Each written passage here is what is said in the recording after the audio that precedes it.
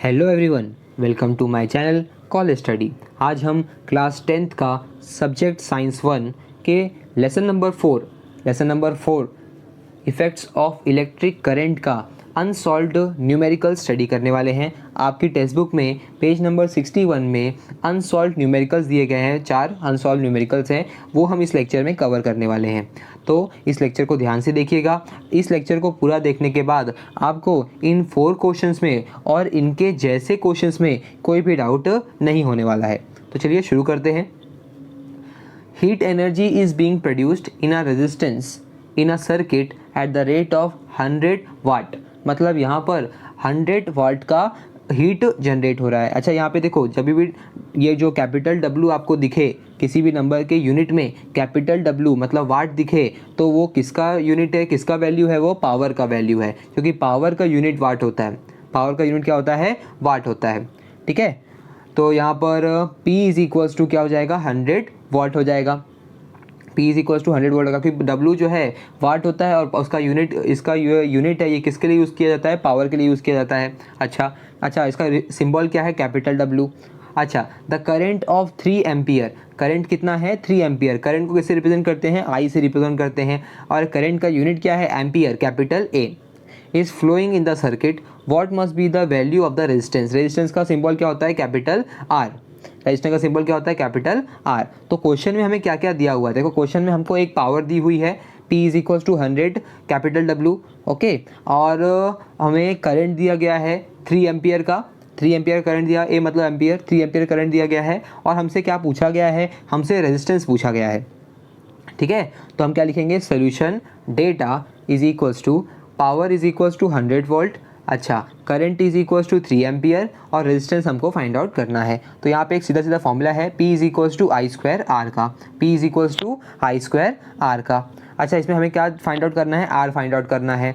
तो जो आई स्क्वायर है उसको भेजेंगे लेफ्ट हैंड साइड में, तो वो कहाँ पे आ जाएगा? डिनोमिनेटर में आ जाएगा। ओके, तो क्या बन गया हमारा formula? R is equals to P upon I का स्क्वायर। ठीक है, अब P पावर कितना दिया हुआ है? 100, ओके, और I कितना दिया हुआ है? 3 एम्पियर। पर माइंड यू, यहाँ पे I का स्क्वायर है, यहाँ पे I का स्क्वायर है, तो यहाँ पे 3 का भी क्या हो जाएगा? स्क्वायर हो जाएगा। तो आखिर में हमारा वैल्यू क्या आएगा? 100 अपॉन 3 का स्क्वायर करोगे तो कितना आएगा? 9। तो 100 अपॉन 9 हमारा वैल्यू आ रहा है। अब इसको डिवाइड कर दो, डिवाइड करोगे तो आपको 11.11 ओम आंसर मिलेगा। ये जो सिंबल है इसको क्या बोलते हैं? हम ओम बोलते हैं।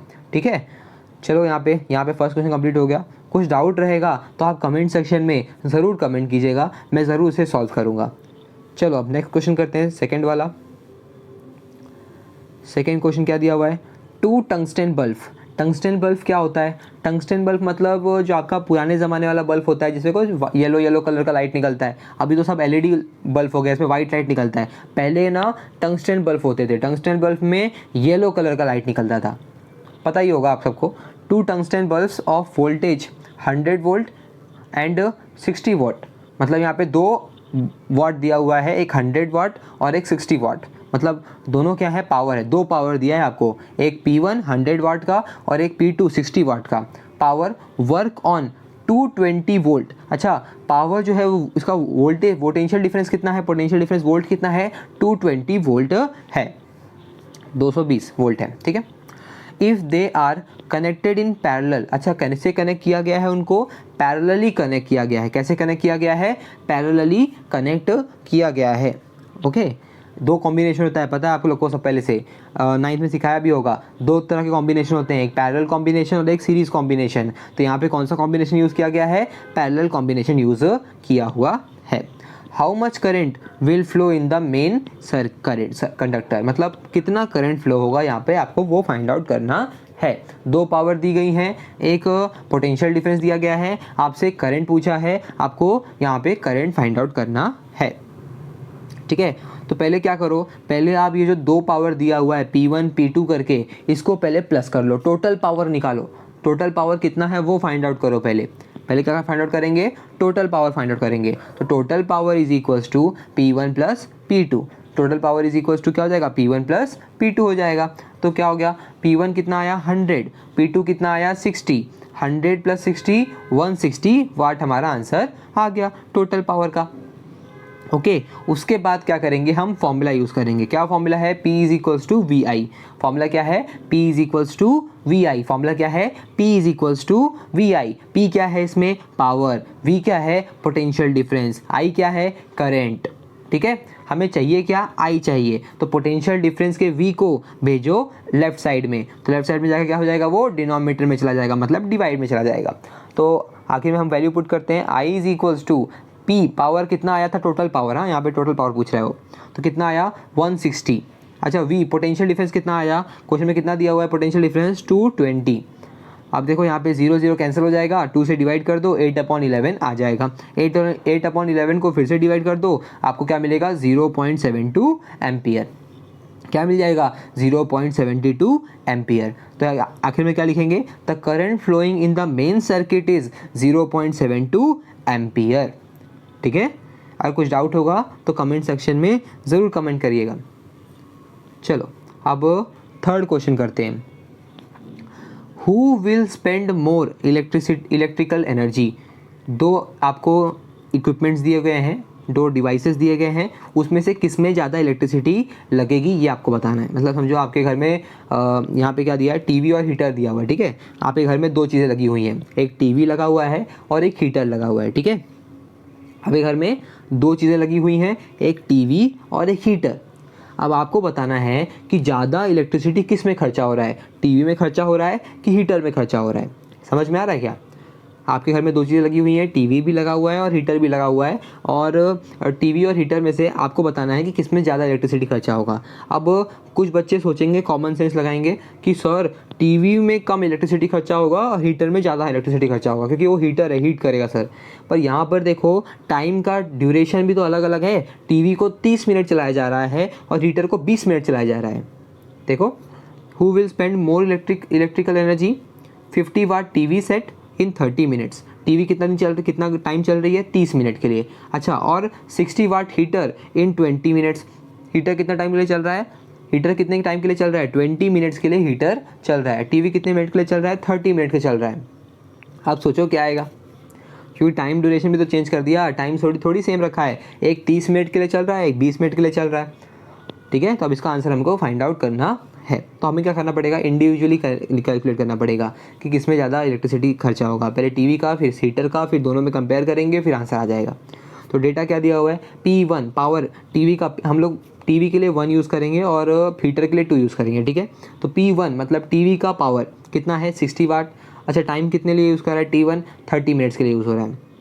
ओके, 30 मिनट्स के लिए यूज़ हो रहा है ना। अच्छा, हम देखो एक चीज़ बता दूं मैं आपको कि यहाँ पर जो ये मेजरमेंट हो रहे हैं ये सब आवर्स के बेसिस पे होता है। जब आपकी इलेक्ट्रिसिटी, आपका जो बिल आता है ना, इलेक्ट्रिसिटी बिल आता है, वो पर आवर के हिसाब से होता है, पर मिनट के हिसाब से नहीं होता।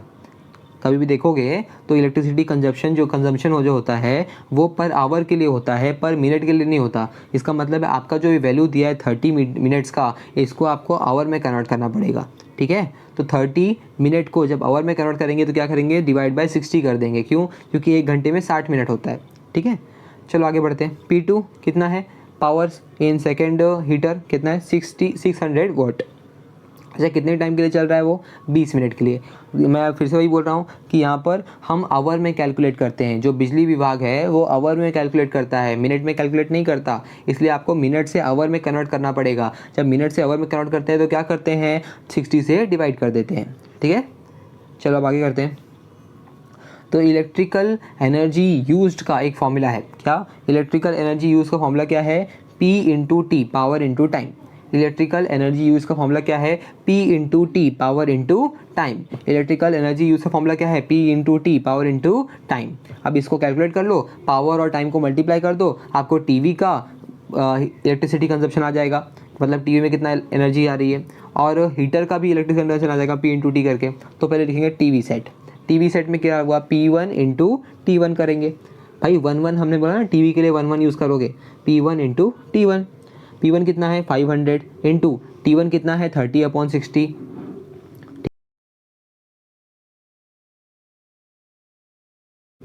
P1 कितना है फिर 500 वोल्ट, T1 कितना है 30/60, तो 30/60 क्या आ जाएगा 1/2 और 5 × 500, तो 500 वन ज़ा 500, तो 500/2 आ जाएगा। 502 को 2 से डिवाइड कर दोगे तो यहाँ पे क्या आएगा 250 वोल्ट आवर आ जाएगा तुम्हारा आंसर, ठीक है, 250 वोल्ट आवर आ जाएगा।